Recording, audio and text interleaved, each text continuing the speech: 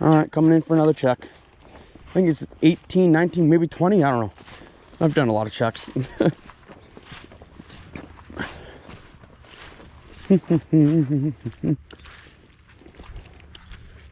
Check around here.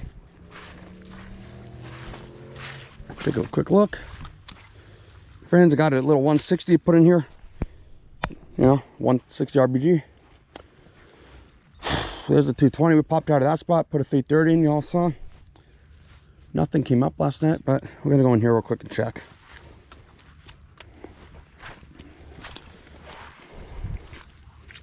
Trap's gone. Oh, I guess you already saw it, but there's something right there, my friends. Looked like a charm. I'm gonna get in there, get the guy out, and then I'll reset it for you guys. Oh, there he is.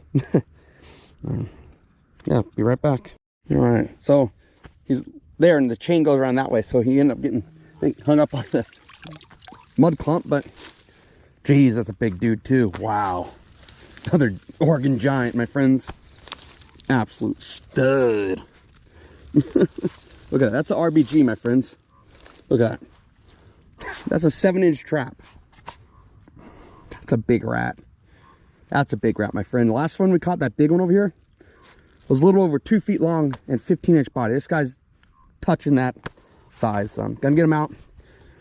Gonna actually change this out to a little smaller RBG to get a little better catch on these guys. But be right back with you. I'll show you. Look how big that dude is. Look. Oh. You want the setters or no? Definitely a monster, my friend. Doesn't look like on the camera because I have a wide angle, so it's back a lot. That's a 7-inch trap across, and that is a big dude. So I got these 6-foot extensions, right? This is what I ran before I ran chain, but I upgraded this. So I just put a quick link from Funky's. The RBG comes with 2 swivels, you know. So quick link, 4 or 5 feet, I think 6 feet. Another quick link, and this is where I'm going to put the stake in. It's light, it's fast, but at the end of the day, the cable can kink eventually.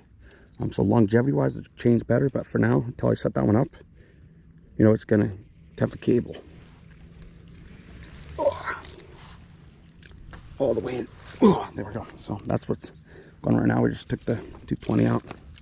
One thing I will say, you know, when you run this stuff, it's staked in there, right? Make sure your quick links are tight. Water animals, it's tight. I'm not too worried about them popping loose, but on predator animals, they'll bend around. This thing will get hit and pop loose and stuff. You'll lose the animal. So make sure that's really tight. Gonna put this one here. It's on a stabilizer in there, and that's what I'm going to set them on. Ain't going to get through this. I may adjust the triggers a little bit, but that's about it. I'll be back with you in a second. So this is brand new. I actually had to get the setters to set these because they're so strong. Super powerful, this 160 springs. I'm going to figure out how I want to set these. I'm going to look at which side is right. Do I want them in the center, or do I want them out a little bit? I'm going to make a decision here in a second. Kind of maybe a little like that. Not a lot. It's not a huge... Not a lot, but it just covers enough of the circle now that you can't get through that, right? Yeah, that's it, right? Set it like that, and there's no getting through that. You can't get through without setting that off. That's just a little adjustment I made for the muskrat. So first thing I do, so I just put it on there for now, but I got to open this squeezer on the stand, so that's what we're going to do right now. Make sure this is high enough for y'all. Come on. Pop it off. Oh, I'm stuck. Oh yeah, I don't want to get my foot stuck in the 330, huh? Let's go in here, put that up. So, see, got that side on. Come on, make sure. So here's the deal, right? This spring is in the way, so come on. Make sure you get this on. Best you can, right? In the day, lock this on there. That's fine. That's a lot of spring. Fuck, bro. Excuse the language. Holy crap, that's a lot of power behind this thing. Oh man. So I guess I'll put on the outside spring because this is absolutely not so powerful. Wow. That is on there. Maybe not. Maybe we'll go on the inside spring, my friends. Oh my God, that's powerful. Let me tell you something. Now it ain't gonna wiggle. I'm just worried it's gonna pop off, right? So we're gonna lift that up. Put that up.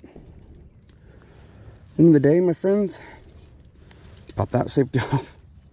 It ain't exactly straight, but that's part of the stand, right? So, at the end of the day, it's gonna absolutely whack them though. Gonna slide this down just enough that, there we go, my friends, and then I'm gonna pop this off. Move this a little bit over here. Doesn't need a lot, right? So, now, I'm gonna fill this side in with a little bit of grass. Be back with you in a second. So I'm going to leave it like this. The reason this side's not blocked is because we have the camera angled here so we can see it. I think that's going to be enough, and I don't think we'll have an issue. So it's the set. Moving on. I'm going to re-lure this with Judith and Dan stuff. But I was going to give you a little rundown of what I put in there. I put tees in here, right? She traps tees. It rained, it wind, and all kinds of nasty weather. Storm moved through, right? I'm sniffing this. Oh man, it still gives off castor smell. So my friend, 48 hours later, storms, rain, and castor smell is still there. So longevity wise, still absolutely pumping out smell. But gonna change it. There's no need to. I could put this back there and still catch them, but at the end of the day, they're gonna move through here. I want my best chance possible, so I'm gonna throw in like a homemade lure, and that's Judith and Dan's for now, right? There ain't crap wrong with this. It's just, I'm going to try to support Judith and Dan a little bit here now. So, this whole thing is coated in a still strong castor. It's going to go in the drink, because I don't want mixed smells here. But there's nothing wrong with that. You could still use this for 48 more hours or longer through another storm. It just shows you the longevity of the smells. You know, that beaver lure, She Traps Tees, it's called. Very good lure. Still smells. This thing's absolutely soaked. It's, yeah, it rained a ton. 30-mile-an-hour winds are blowing through. Just nasty sideways weather. Oh, it still smells quite strong of castor, so you would not have an issue using the tees at all. I'm just going to get rid of it because I'm going to change it, but there's really no reason to change it. It's just put something else in there. This is Judith and Dan's Alpha Delta castor lure. Used it quite a bit this year. Caught a beaver on it, as you saw. But going to move from tees to this. Both work equally well, like I said. Not saying one doesn't or the other one doesn't. They both work equally well. I'm just going to put some homemade lure here. A little louder, a little more castor forward, a lot more pungent castor smell. So not in a bad way, but it's a good thing, you know. I put a little in there and try this. Next 48 hours.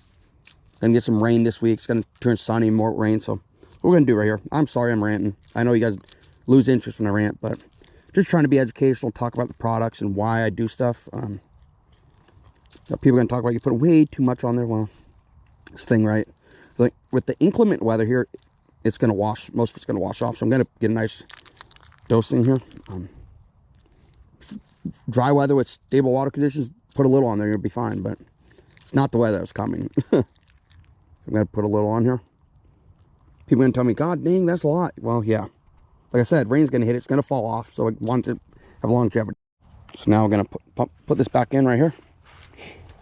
Like I said, some rain's coming, so I don't want it super low behind the trap, which normally would. But at this point, having it up here, right, a little bit above the ground, it lets some air flow through here.